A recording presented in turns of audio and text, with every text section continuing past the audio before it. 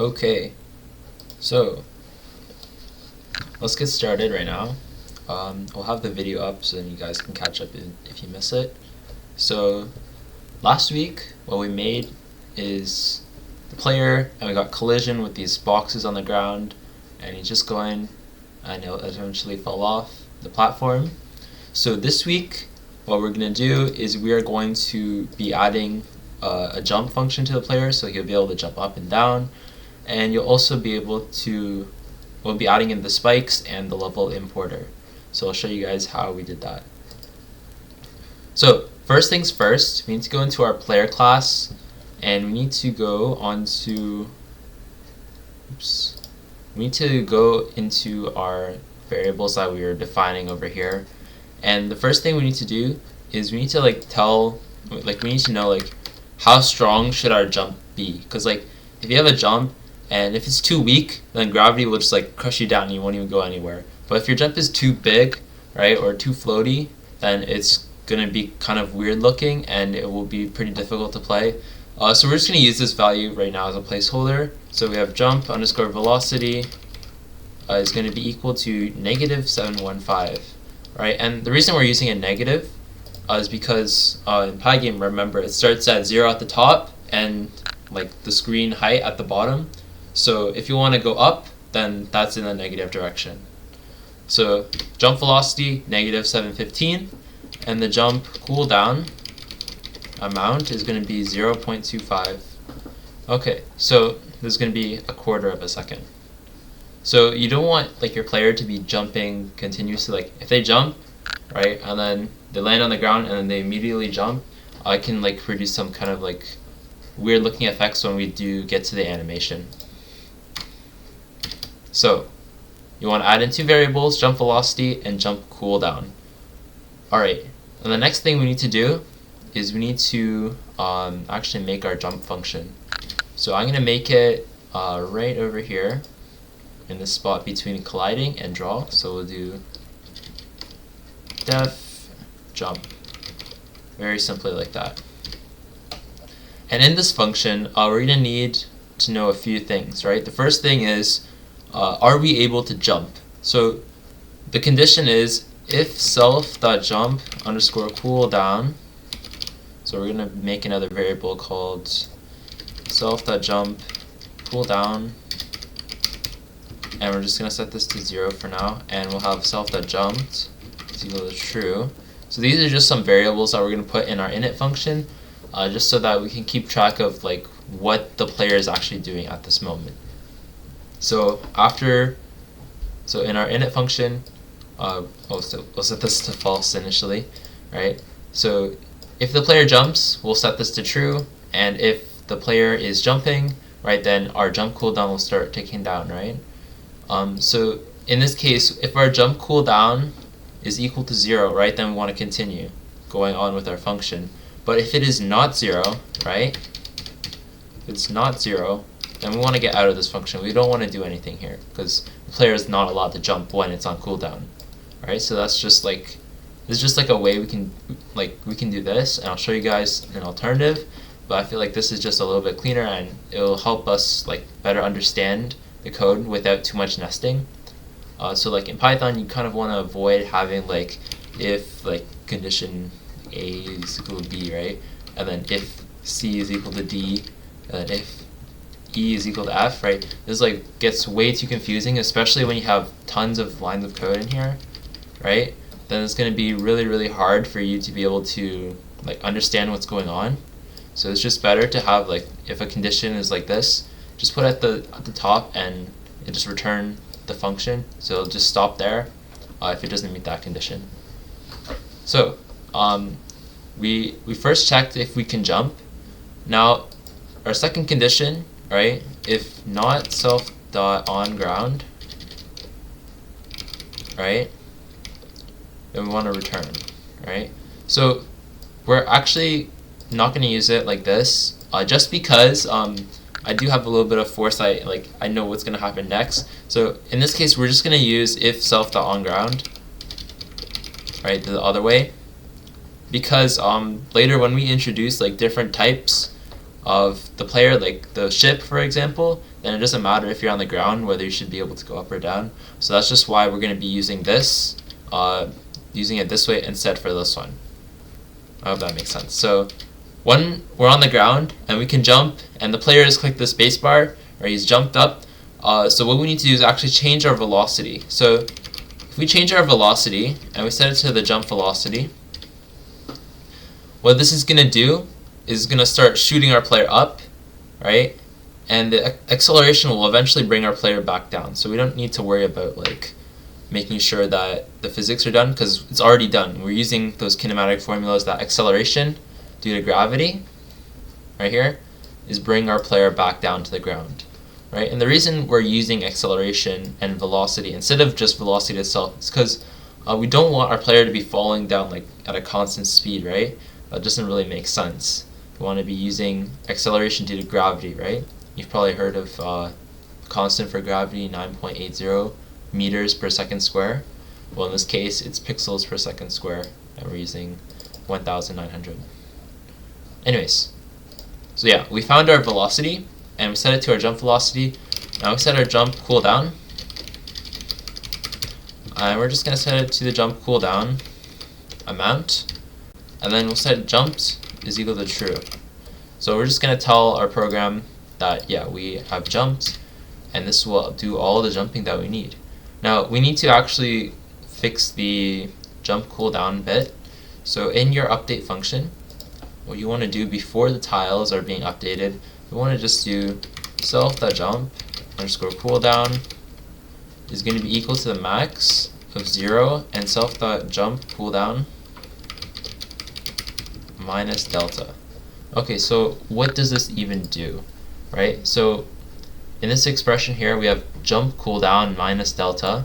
So this is just going to subtract whatever value we have here. So for example, 0.25 when right immediately after it jumps, right? And then we want to do this if self.onGround, right? So if we've jumped, right, and this will start decreasing the cooldown, and then once this becomes like, let's just ignore this max part for now.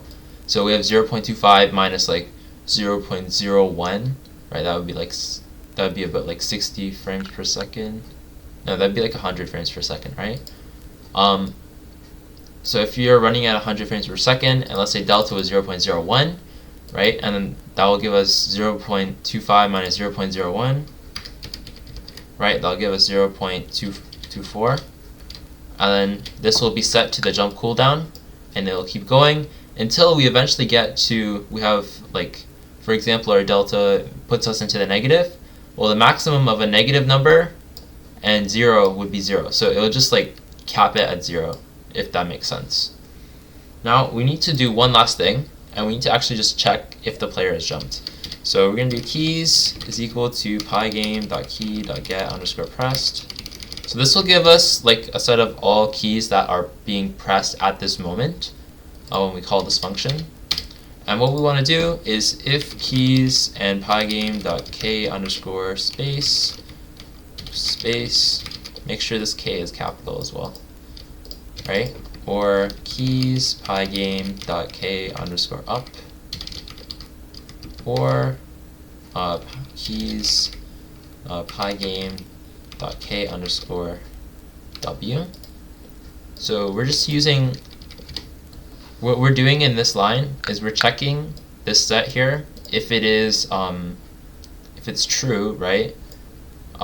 Like when a key is pressed, this will be set to true because it is pressed, right? And then if any of these conditions are true, then we will do self.jump. Okay, very simply like that. And for this, we're just doing multiple different ones. So we have space, up, and W. Those are all acceptable inputs for our thing. And is there a question? What's up?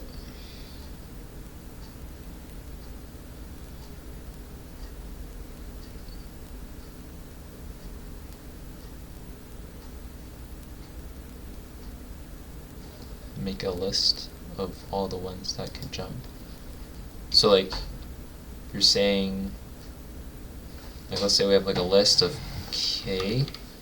So for example, like if we had like this, right, and I just copy this, and then instead of doing this, I'll just put in a comma like that, and then we check like for key k, oops, if key, right, then jump like this, you mean? Or is it like you're looking for like a way to like that Pygame does it itself?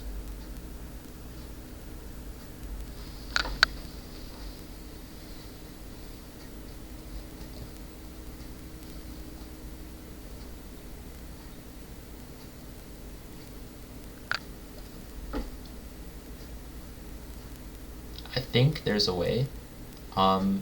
You could probably make a list, and then I'm pretty sure, hold on, let's go into a Scratch file. So if I have a list like x is equal to 0, 0, 0, let's print, can I get a bool of x? Does that work? And then if this is, none of them are true, no, that doesn't work like that. I do remember that there was some kind of way.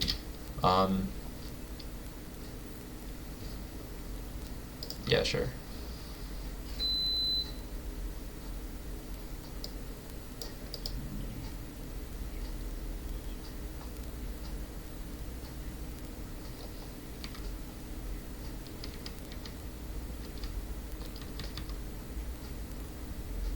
K jump. Okay, write it down in chat. I'm interested to see what you mean. I'm just gonna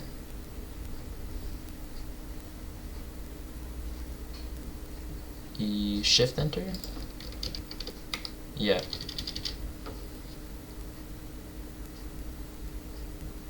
Okay.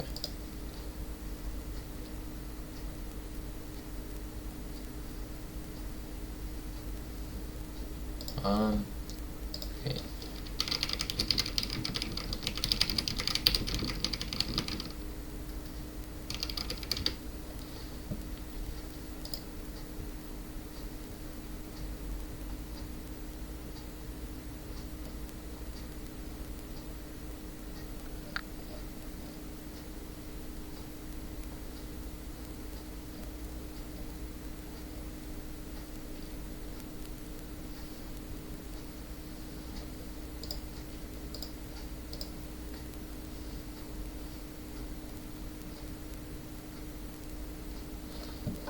Okay, so you were talking about like the scalability part.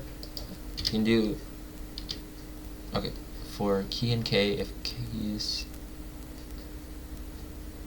key self.jump.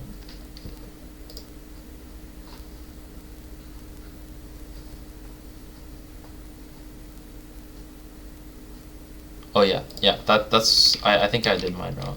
It's supposed to be like this, you're right.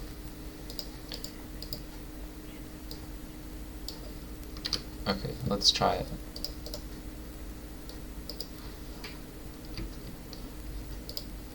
Int object has no attribute y. Did I? Yeah, I think I forgot to set velocity. Should be velocity.y right here in this jump function. I made that a little mistake there, my bad. But if we run this again, now we can jump. Alright, I'm just gonna decrease that time to pause, so maybe about like 0.1 seconds. Let's see if that,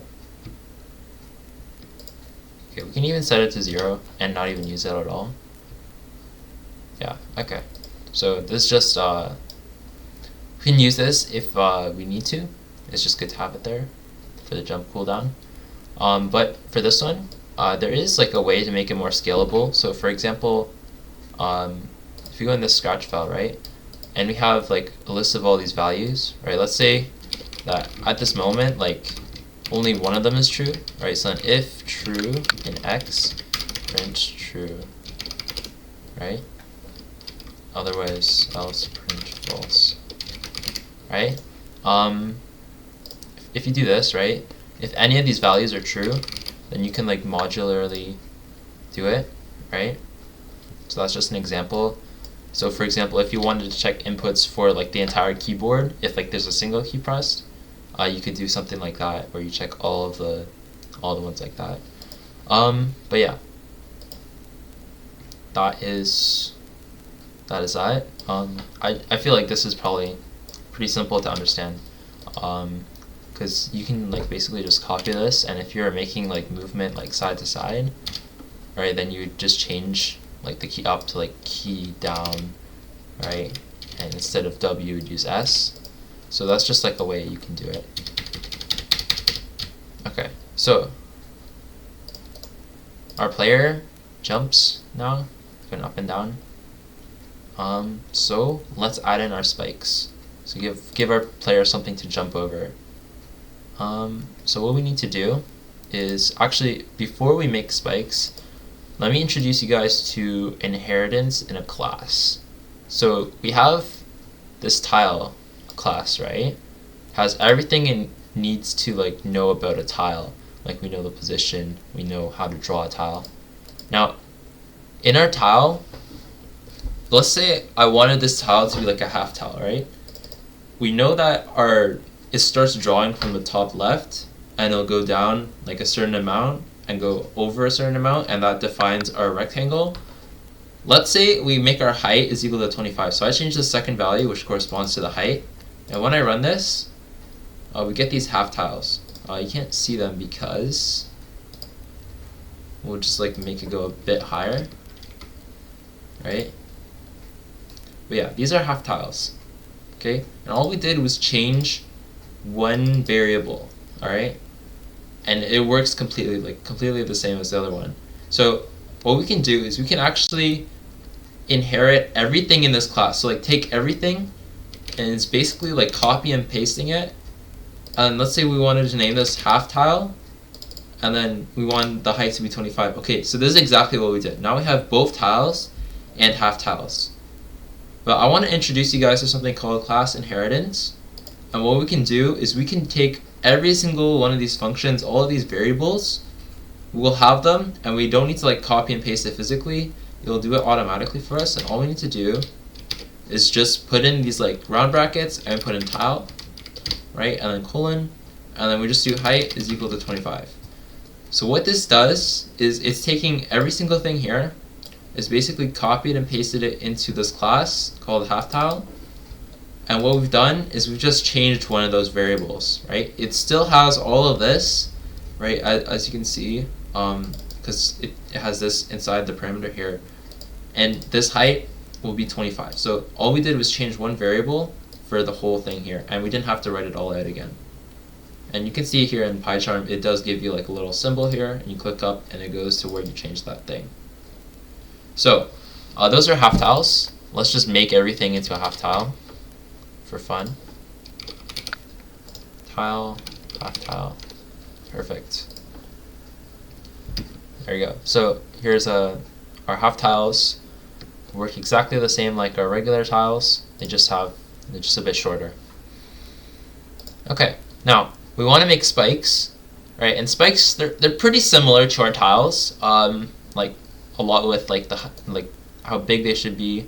Right, there's only a few differences, so what we're going to do is make a new Python file, call it spike.py, and what we're going to do is we're going to just kind of copy most of the things from our tile into our spike. So in this file, in spike.py, let's do from setup, import star, and from tile, import tile.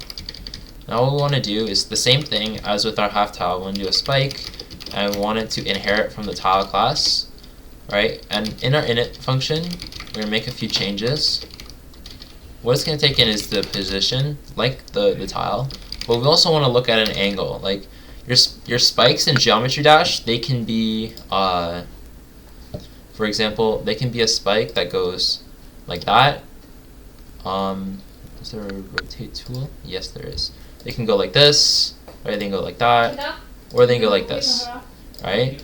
So depending on like the orientation, we can change which angle they should be at, depending on like this variable over here, angle. Okay, so let's do. We gotta first like make sure that we are still calling that init function from tile, right? This one right here. Everything that has to do with like the position and all that stuff. We need to still call that, right? But I don't want to have to copy and paste this, right? I don't have to change it every time I make a change to that. No, that's not what programmers do. We do super, right? So super is referring to this tile class here, right? Super, and then dot underscore underscore init position. So what I've done is I basically just called this function, and I've passed in all the parameters, right, into here as an argument. And then we can do our own stuff that we need for our tiles, and we'll just set angle, and we're gonna modulus by 360. So just in case someone gives like a bigger value, like 400, it's not gonna just totally break our system. So there's class inheritance. We still need to do two more methods. So let's update our update method, and it's gonna take in delta and camera speed, and it's mostly the same thing.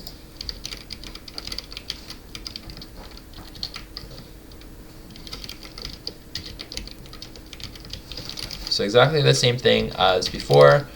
Just later we're going to be making some updates to it, so I'm just going to write them out for now. So your draw and your screen. So pygame.draw.rect.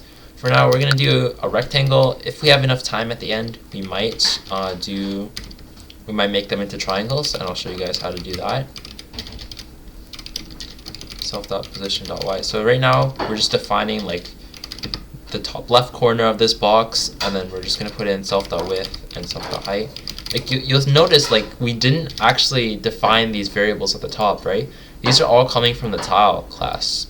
So that's interesting to me at least. So there we go. We've got tiles. All we need to do is just put them into our game. So in game.py, we're going to do from spike import spike. Now we'll make a new list because tiles and spikes, they're going to be treated differently by our player. Like if you hit like the top of a spike, you're going to die. But if you hit the top of a tile, you're not going to die. So that's just a little difference that we can make. We're also going to be passing in the spike list to the player. And of course, like if you were like, since we know that we only have like tiles and spikes, we don't really need to worry about like putting them into a single list and then having like all sorts of like ways to differentiate it if you want to really make it clean. Like if you had like 100 different types of like blocks you can land on that do different things, you're probably going to want to have like a single list that you pass into your player, and then it will be able to differentiate it based on what class it is, right?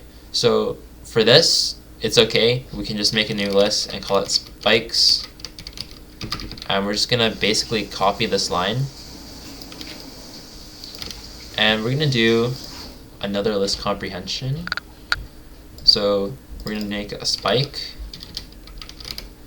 right? And we're going to put it on top of our tiles, right? So we have the screen height. If we take away 2 tile heights, that'll give us right on top of the like floor. There will be a spike, and we don't want to immediately kill the player, so we'll put the initial condition as screen width. So we'll have a whole screen's width of time to like get settled and get ready, and then we'll do like every like 5 tiles, we'll get a spike for us. So those are our spikes, and in our update function, we need to update them for spike in self.spikes, right? And then spike.update delta and self.camera_speed.x. Now for our spikes, we want to update them and draw them as well. So spike.draw screen. Perfect. So we just need to do one more thing, pass it into our player. So spikes, and then we go into our player class. So what we've done, we updated our spikes and we're drawing our spikes. Now we're passing in our list of spikes into the player to tell it to do something like when the player hits a spike. So in our player class, in our update function, right, we need to add in a new parameter for spikes, right? And then after we've checked all of our tiles, right, if we're colliding with any spike, then we want to say the player has died, has lost the game, is game over, right? So for spike in self.in spikes, so it's not self.spikes because this is a parameter, right? So for spike in spikes, if self.colliding underscore colliding with our spike underscore position dot x spike dot position, if I can spell, dot y spike dot width and spike dot height. Okay, so if it's colliding with it, right, using that function we made last week, then if our velocity, or actually no, if we hit a spike at all, no matter what we're doing, then it's game over. So we're going to return that player dead command from before, right? And then if we go back into our game file where we have our actual player class instance, right, when we update the player, we actually get something, right? So this is going to be called the player status, right? So when you return in your player class, or like return player dead or return player dead, this comes into here and this will be set to that value. So player status will be equal to player dead if the player has died. So if player status is equal to player dead, and we want to return command restart the level. Okay, so if we get this command, right, in our game, we've returned this. We go here and our status is going to be replacing here the scene.update, right?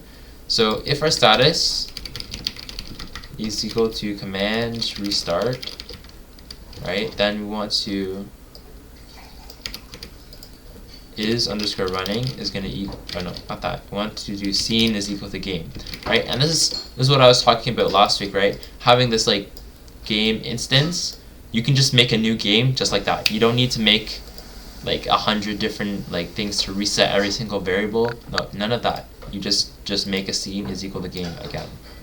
Okay, so let's try this now. And I made a typo probably.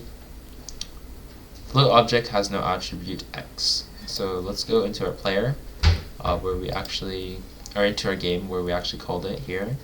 So for spike and self.spikes, we're passing in camera speed.x. Let's go into our spike file, and here we have camera speed. This is already .x, so we don't need x again. So if we run this now, there we go. And we have our spikes, you can jump over them, and they're bright green, right? Perfect. Now let's test what would happen if you were to hit one, right? And it'll just start us at the start. Perfect. Let's try and hit one on the top. There we go. So these are your spikes, and yeah, that is our spikes. Pretty interesting. Let's try and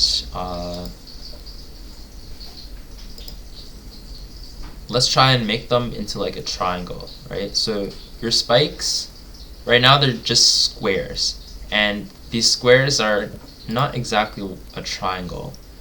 So what we want to do is we're going to use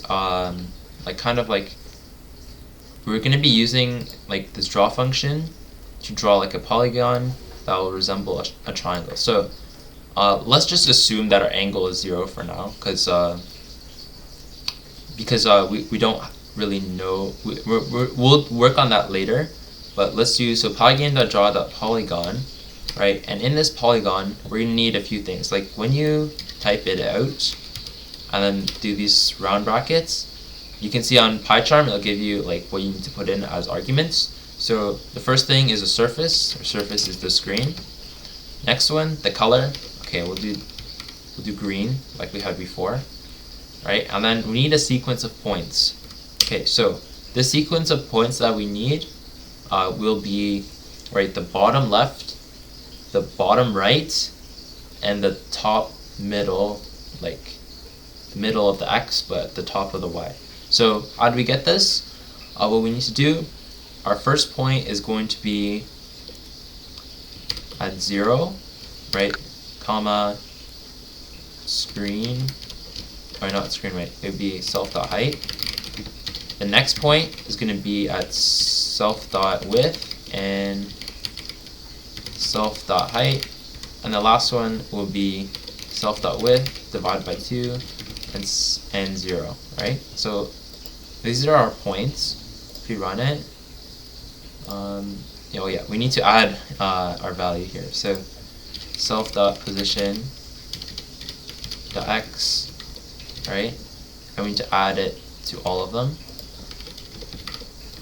just so that we're in the right spot. And as you can see, this is getting pretty big pretty quickly, right? Especially when we do all 4 directions, and then we're gonna have to put in a lot of stuff. And I'll show you guys like kind of a little bit of a better way in a minute, or maybe next week if we have, because I don't think we'll have enough time this week. But yeah, there you go. Very simple triangles. Let me go show you what I mean. So in this thing, right? Let me move this onto the next line so you guys can see it. So where's my paint? Here it is. So our first point, if I were to draw a square to represent that rectangle we had earlier, right? This is our rectangle, and let me use a new color. This is red. Okay, so this is 0, 0, right? This is 0, 0. And this is going to be width and height, right? So so let's just look at the thing now. So we have 0 and height, right? Height is right here. 0 for the x and height right here. That's this point. Okay. Our next point, self.position to x plus. Okay, so we have width and height. Width and height is right here. Okay, great. Now we have width divided by 2. So width is in the x direction, so this way. We're going to take half of that, which is right here. And then we're going to have at 0, right? So 0 is here. So this is a point here. When you combine these lines, is there like a line tool? There it is. Perfect. Right? There you go. Combine this point. Oops. Combine this line. And then combine this line. And there you go. Triangle. Let's fill it in for fun. And fill. There you go. There's your triangle. Okay? So that's how we got it. We're going to be doing the other types of triangles next week, maybe. So right now I'm going to show you guys how we're actually going to make our level. So in what I've decided to do is we're going to be like importing our levels from a file. So in this file we're going to have like kind of like a big table, and we're going to have numbers representing different objects, so like a tile or a spike. So like we'll have the number 1, it'll correspond to a regular tile. We'll have the number 2 represent a half tile, and number 3 will represent a spike that's facing upwards. So there's actually a program that we can use to help us, and this is called Google Sheets. So I made a level in here, and it's quite long, but what you can do essentially is you can use some of the formatting, use some of the some neat tricks, and you can basically make a level. So here we have like three representing a spike, and this 1 representing like the floor or a tile, right? And I did actually add in like the other ones here as well, but we'll be making a new level just for what we're going to be making this week. So if you go into your Google account and just make a new spreadsheet, right? And I'm just going to add a new sheet here. So for example, let's say we wanted to make like just a short level just to like test this out. We need to know a few things first, right? If you go over to our code, right, we have in a setup, we have a screen height of 640. Okay, so we know that our screen is going to be like consisting of these tiles that are 50 by 50, okay? So what we're going to do is we're just going to like squash these numbers into values that'll work better with our grid. So we have our screen height is 600 and our screen width is 800. So if you were to use like a calculator, you can just calculate the like how many we have. So 600 divided by 50, right? This should give you 12. So that means we have 12 tiles of height. So let's go back to our spreadsheet. We have 1, 2. Okay, so let me show you a spreadsheet trick now. Okay, if I put in a number and I like drag down on this, it'll just fill it out for me. So we know it's going to be 12 tiles high, and each of these are going to represent one tile. We're going to have the number 0 just represent like an air tile. And then we have this number 12 here, right? Let's actually like fill out quite a bit more. So let's say we want our level to be pretty big. So let's like fill out all of this, and yeah, we have this big old spreadsheet here, and there's like a bunch of values here. It doesn't really matter how big it is for this one, because we're gonna want like a pretty long level, and as you can see, it does get pretty long because the player does travel quite fast. But we do know that our screen is 800 pixels wide, and we can divide that by 50, so we know that 16 is how big how wide our screen is, right? Okay, so this view is pretty hard to see what's going on. Like all these like tiles are pretty disjointed. So another spreadsheet trick, we're just gonna click this top left corner here, and we're just gonna like double click on this like border right here, like this line in between two cells, and it's gonna just like compress it into the amount of space that we actually need. Just copy this, paste it, and then do the same thing again. There we go. And now we're getting like these very small boxes here.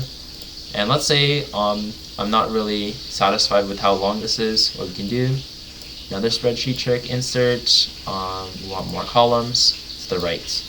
Boom, and then just copy all of this. There we go. Okay, let's say we want the floor to be made of tiles so we can actually see something. You're gonna want to select the bottom of the floor and then do control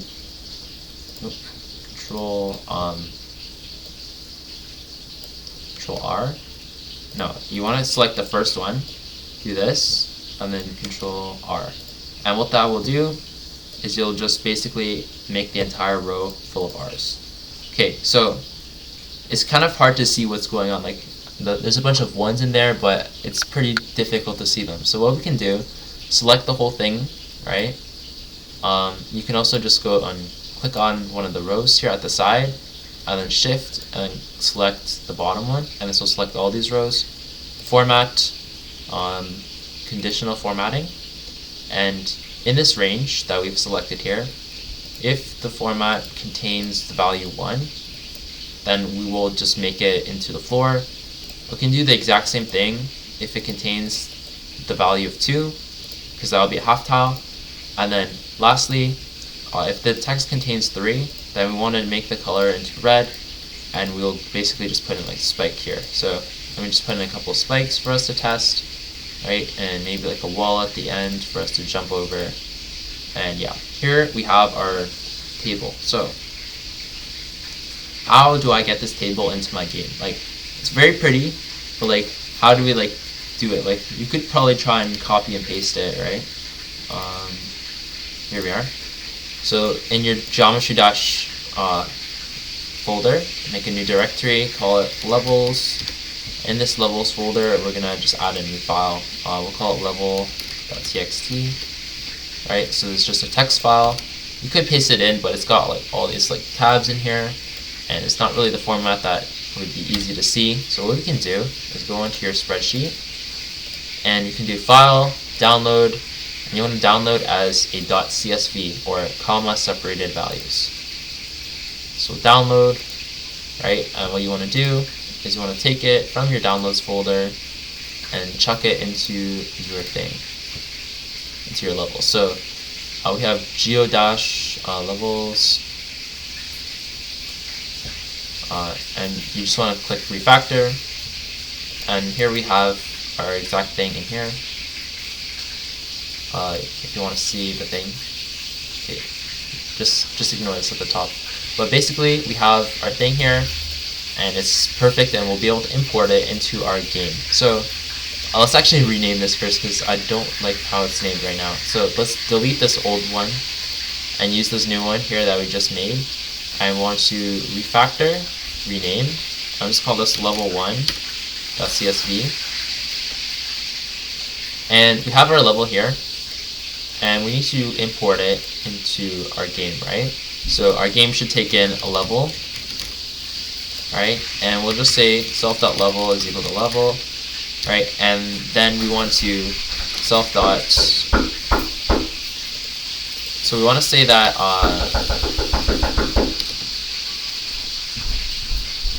so let's make a new function, and this will import our level. So def import underscore level, right? And it'll take in the level name, right? And we'll just do the rest of this later, but in here we want to import level, right? And we need to do this all after we define our player and everything. You'll see why in a minute.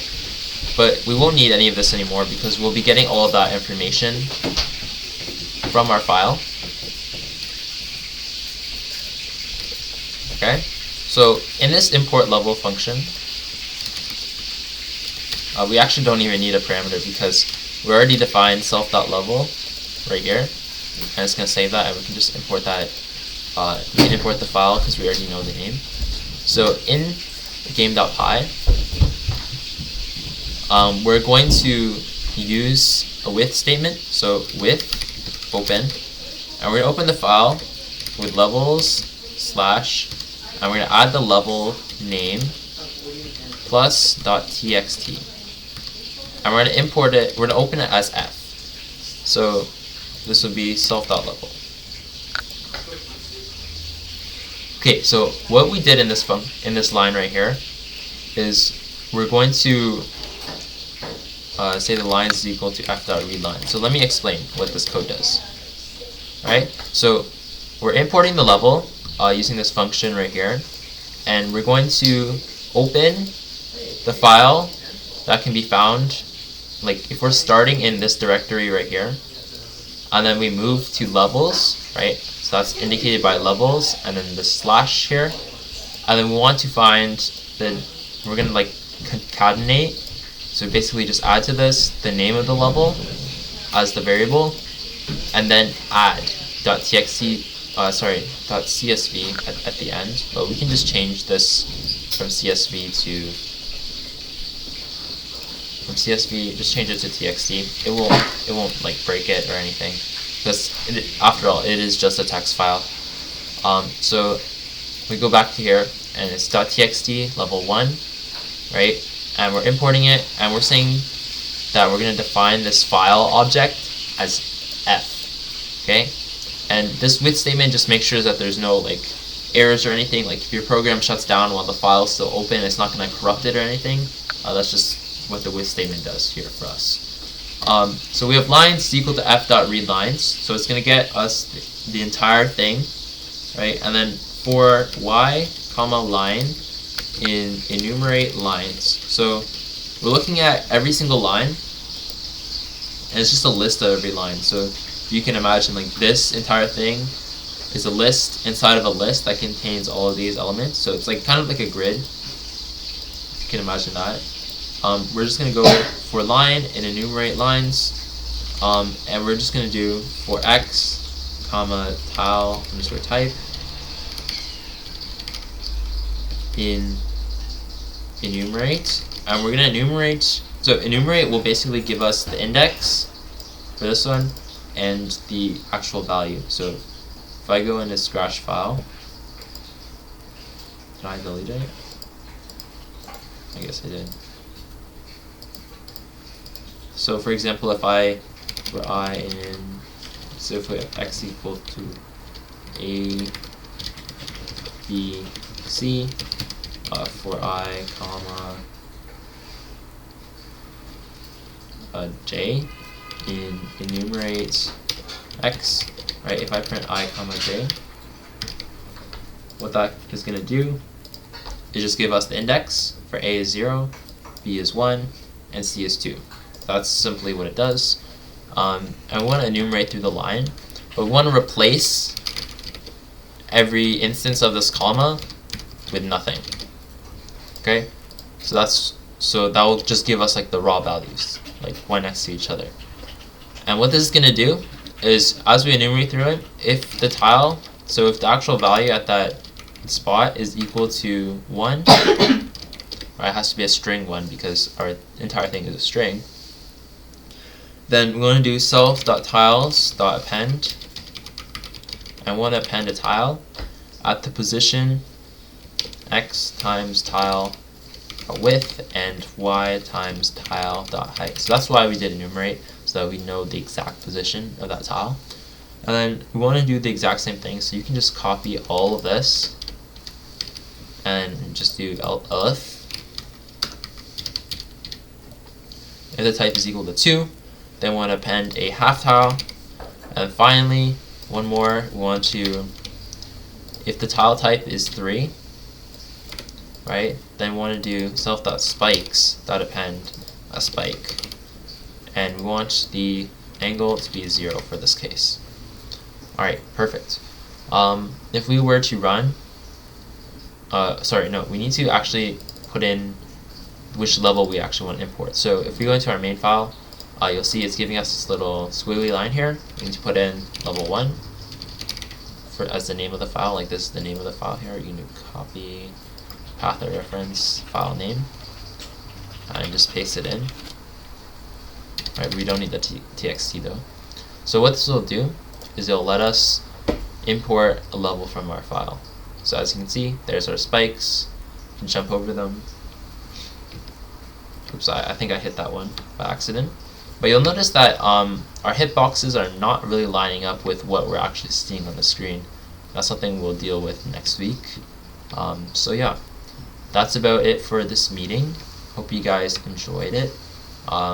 We did quite a bit of things today. We got those spikes in, we draw them, we also got our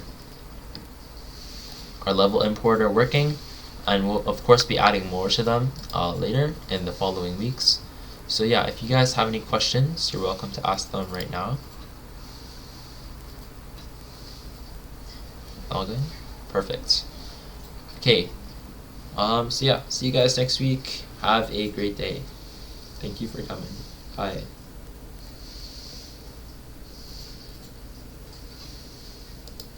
Thank you. Bye.